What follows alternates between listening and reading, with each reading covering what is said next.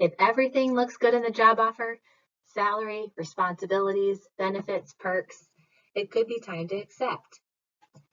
You might have heard, however, though, that a person should always negotiate. So let's talk further about negotiation preparation, first job versus future jobs, the negotiation mindset, and negotiation strategies. Similar to salary research, the best time to think about the aspects of a job offer that are the most important to you is before you receive the offer. The job search can be an emotionally dynamic time. Thinking about your priorities and values in advance is really helpful, as emotions may spike during a negotiation or acceptance process. As you think about your job offer, a negotiation strategy is to consider the overall context. You may have heard of BANTA, the best alternative to a negotiated agreement. What's the best BANTA for you and for the employer? What will you do if you don't take the job? What will the employer do? One way to think about BANTA is to think about the role and employer that you're targeting. Think about where an employer might have pressure to be consistent and where there may be some flexibility. You may have heard that you should always negotiate. I would suggest that immediately following college, an applicant might negotiate. There are times in the early talent or first job space when negotiation, especially salary negotiation, is less of a norm. Later in your career, negotiation for all roles becomes much more normalized. So let's think about this early career space and why there may or may not be some difference. As you accept your first job, considering the role and employer you're targeting offers the best insights into negotiation likelihood. Organizations that are hiring a large number of new employees for specific types of positions may be less likely to negotiate to offer consistency for all the different applicants entering that one type of position. For example, a public accounting firm may offer differences in salary based on cost of living, but within a market, they may want to stray away from starting employees with different salaries to avoid internal inequity. Similarly, an employer that's hiring the same type of position across the country, think of an Aldi district manager or an Amazon area manager. They may want to be consistent at the start across all their locations because the job is so similar across the country. There may be more room for negotiation in salary in roles where the skill set is harder to find or when there's a smaller number of employees entering the specific type of role. In these instances, the employer may have more internal flexibility to work with a candidate on salary. As you think about a first job, think about the types of hiring the organization is pursuing and whether or not they may need to prioritize consistency among their new hires.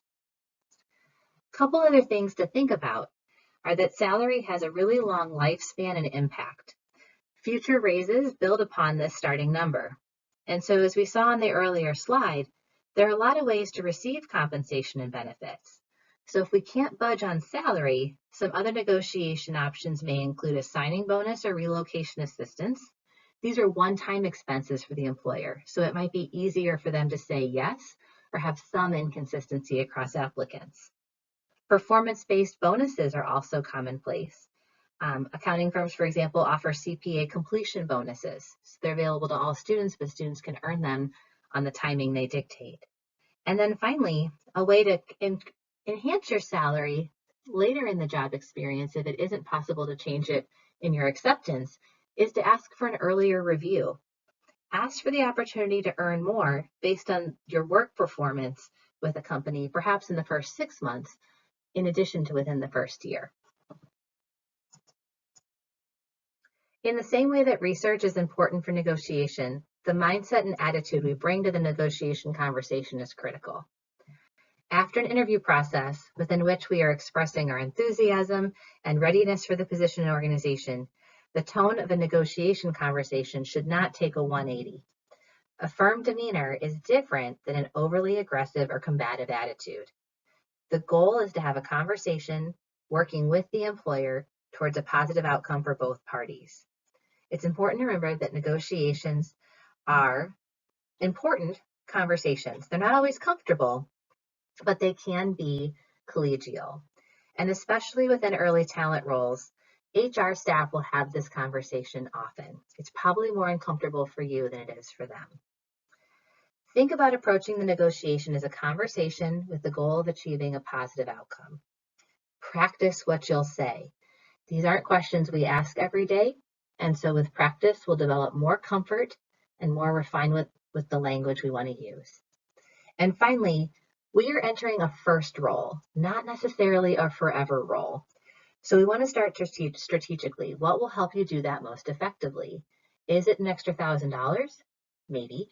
Or maybe it's the opportunity to negotiate the chance to work on a particular project or to be considered for a particular team. As you're thinking about negotiating, strategies to consider include asking for a conversation. When social distancing isn't required, meeting in person can be great, but at a minimum, a phone call or a virtual meeting is much more personal and enables you to read the behavior and reactions of the other party much better than email. So definitely seek to have a dialogue as you negotiate. When you're negotiating, share your research. This isn't a "I believe I'm worth" conversation. This is an evidence-based conversation. Where have you gathered your facts, and upon what information are you basing your requests and questions? And then finally, signal good faith. Make an ask, share your reasons, and then wait for the employer's response. A really important negotiating strategy is actually silence. Put your cards on the table and then wait for the other party to share theirs.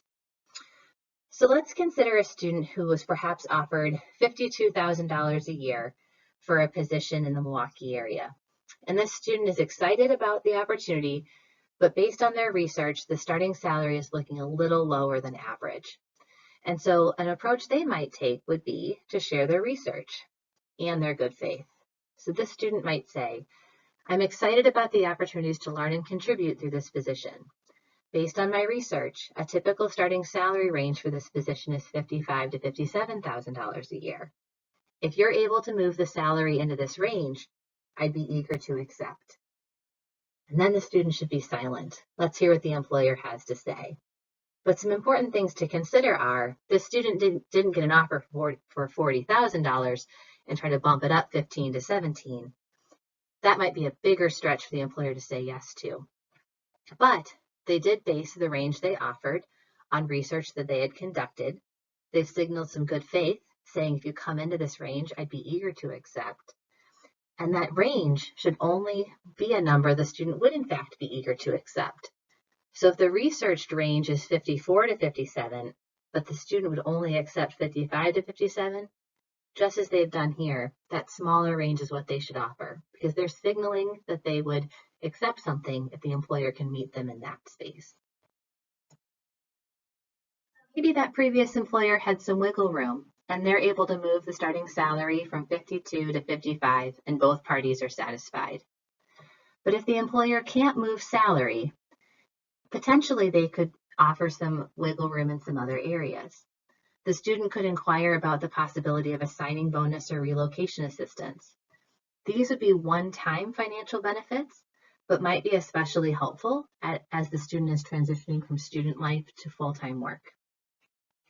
A student could also ask for an earlier review to increase earnings based on demonstrated performance.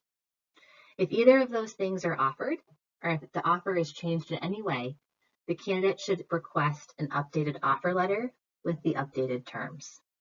If negotiation does not change the offer, the student has until the before mentioned deadline for acceptance or decline to get back to the employer with their final answer. So again, with that written offer letter, that's our baseline contract. And if we're able to negotiate to a point of difference, we get an update, but otherwise we can go back to that original offer letter for our final consideration.